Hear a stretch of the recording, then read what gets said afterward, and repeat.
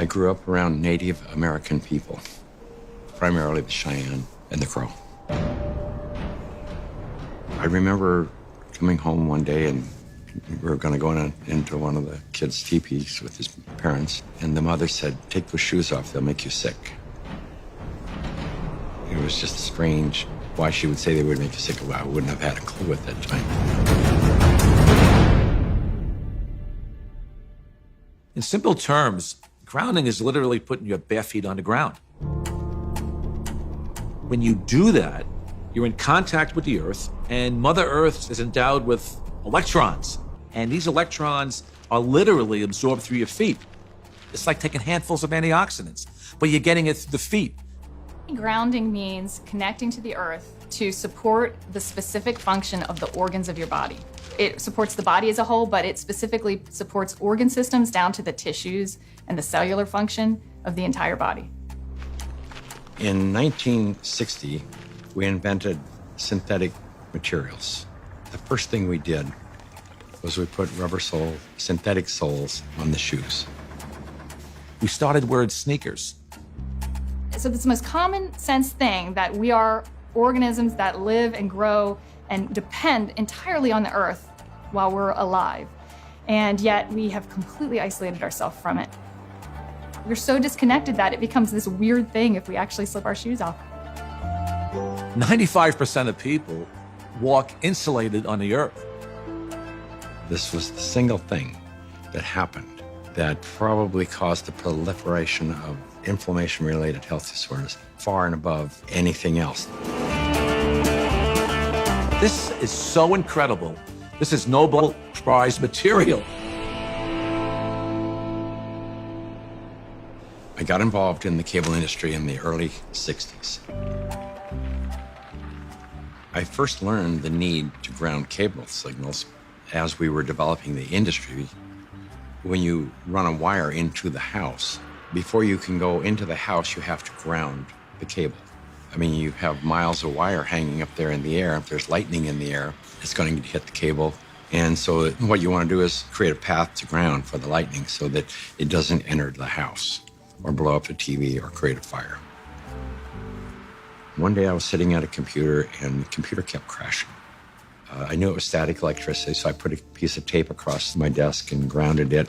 Then I realized in that process that the outlet wasn't grounded, so I fixed it so that I could get rid of the static electricity. And I didn't think too much about it. I walked outdoors and I sat on a bench. This tour bus pulled up, and it looked like they had just been to one of these outlet malls, and white Nike shoes were on sale. It just dawned on me. I asked the question, I said, I wonder if it's possible that humans are, we're no longer naturally grounded. I wonder if these shoes could be interfering with us. So that night, I went to the hardware store and I bought a roll of metal duct tape. And I just taped it across the bed. I threw a wire out the window and it had a ground rod outside. I connected to the ground rod on one side and connected to the metal duct tape that I had laid on the bed. So when I laid down on the duct tape, I was like grounded because it was connected to the earth. And I woke up the next morning and I thought, holy cow, there's something going on here, because normally for me to go to sleep, I had to take Advil. So I tried to find out what I could. The internet was hardly anything. This is back in '99. Went down to the University of Arizona into one of their medical libraries, and there was nothing. And in fact, I even tried to find the cause of chronic pain. The cause of MS was unknown. The cause of arthritis, unknown. They didn't know. Nobody knew. So I thought, well, I'll go out to LA. I'll go to UCLA and ask them. They pretty much laughed me off campus. They said, you expect us to believe that somebody's going to put a nail in the ground, tie a wire around somebody's toe, and it's going to make them sleep better? They said, get out of here. Go away. You're nuts. So I ended up having to put together my own study, and we grounded 60 people, and the reports that came in were unbelievable. TMJ disappeared, PMS disappeared, inflammation reduced, pain. Everybody slept better. Found an anesthesiologist in San Diego, and he says, I don't think there's anything to what you're doing. There's got to be an anomaly here, but I'll entertain you. He says, I will prove that you're wrong. We did the study. It's the first study that I did that was a legitimate study where we had quantifiable data. Then we decided, well, we're going to do a big study now. And we ended up attracting scientists, physicists. When they saw the study, everybody said, well, this is really pretty interesting. I didn't know anything about grounding. I had never heard of it at all, but I became a new mom, and I had my first child, and she had colic, and she cried and cried and cried. First thing I did, being a physician myself, was take her to the pediatrician, and remember distinctly leaving that pediatrician's office with a knot in my stomach, because the first thing they told me is, it's a baby, let him cry.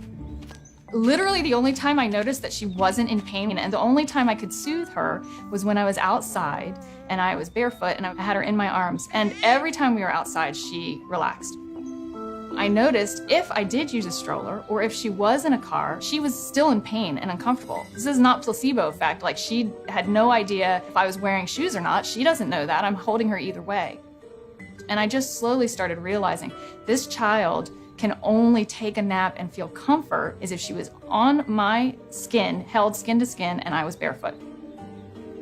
She'd be dead asleep, and if I stepped in the house and took both my feet off the ground, she would wake back up and the pain response would come back. And I didn't know what it was called, and I didn't at that time feel comfortable thinking about using it in my conventional medical practice, but I just knew that this is what I'm gonna do to help my child. I was working with a mentor of mine, and she recommended that I ground my energy. I didn't know what she meant by ground yourself, so the first thing I did was go home and look it up on the internet, and through doing a search about grounding, I found Clint Ober's work and the book about earthing, and I realized that it's a real thing and a real healing modality with tons of medical literature behind it. I first learned about grounding maybe 12, 13 years ago through one of the trainers for the Tour de France team from the US, and he was using it with many of their athletes and with surprising results. And I think that surprising best summarizes my response to it, because it didn't seem to make sense. I think I became a believer once I started to explore the science. If you take a microscope and you look at a piece of wood and you go down, down, down, all of a sudden there's nothing there. There's molecules, but they're not even connected. What's holding them together? What's the force that's holding everything together? Our body is electrical. This is all electronic equipment. The heart, the lungs, the brain. I mean, this is electrical equipment. It's all electrical. Everything is electrical. Unbeknownst to us, we live inside a battery. The surface of the Earth is charged negatively, and the ionosphere, which is a layer of the atmosphere about 60 miles up, which is ionized by the sun, meaning that the rays of the sun are so strong that they split the molecules into a positive charge and a negative charge. The negative charge are transferred to the surface of the Earth through lightning mainly, and the positive charge stay 60 miles up. The problem arises when we don't have negative charge. So we need grounding just as we need air and we need sunshine.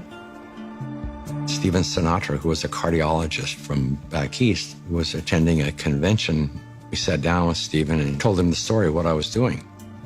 Now he said, well, if you're affecting pain, he says, you need to be researching inflammation.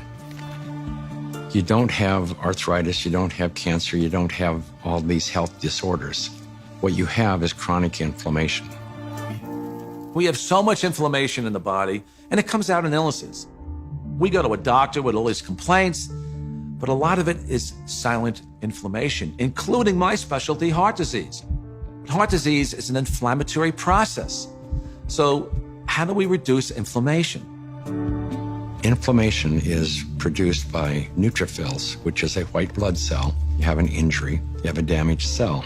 And so these white blood cells come over and they encapsulate the damaged cell and they release reactive oxygen species, which rip electrons from the damaged cell, and that destroys the damaged cell.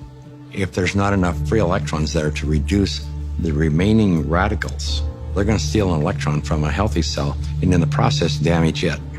Then the message goes out to the immune system and another neutrophil does the same thing, eliminates that cell, and then you end up with a chain reaction. ATP is short for adenosine triphosphate. It's the energy currency of the cell. So we're bioelectrical beings. That's the currency of our body. That's how it works. That's how we run our biological systems, is by generating this electrical energy that's transferred. And when we connect to the earth through a conductive surface in some way, there's a transfer of electrons that slowly go into our body.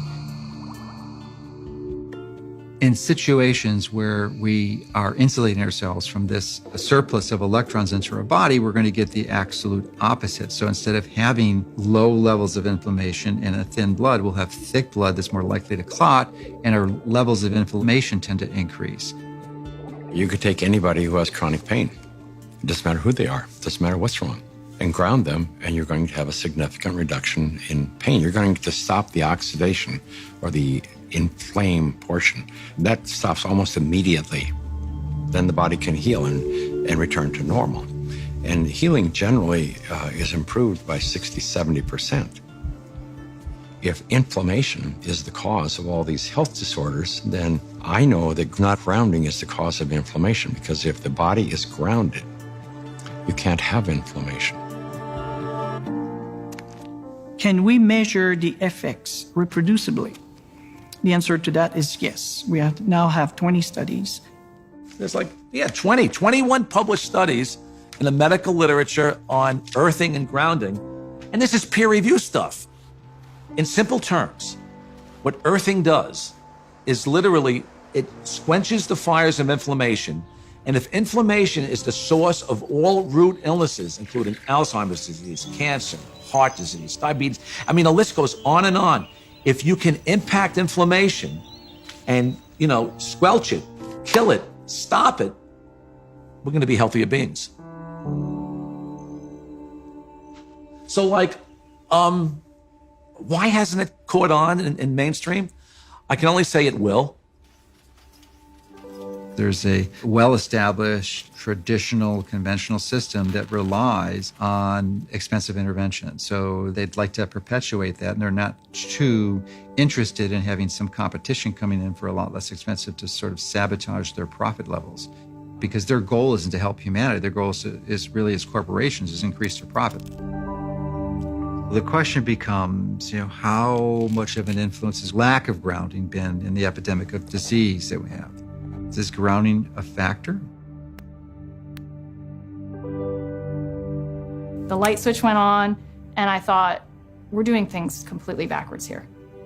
A typical day for a child is completely ungrounded. Most children wake up sleeping on a bed that was not grounded in a house or a building or on a floor that was insulated from the earth. And then they go immediately into a classroom that's insulated. And even on recess, in the recess period, they go outside and are literally fenced in and are paved with asphalt. And then they have after-school activities, which are either indoors or if they're outdoors, they are literally required to wear protective gear. Even if they're exercising for 2 hours after school, 100% disconnected from the earth. And then they go home and they go inside and they eat dinner and they do homework all hours of the night, and then they pass out in an ungrounded bed. So that's a 24-hour period of time completely ungrounded, and that goes on day after day after day. There's a resistance to integrating novel thoughts. And many times new ideas aren't implemented until the people who hold the counter opinion die. The good thing about grounding is that you don't need a doctor to tell you to do it. You do not need a physician to recommend it to you. You can try this anytime. It is your birthright because you live on the earth. I ground every day. Hey, I want to be connected to the earth as much as I can. I would say about 95% of the day I am grounded because I believe it's just a no-brainer.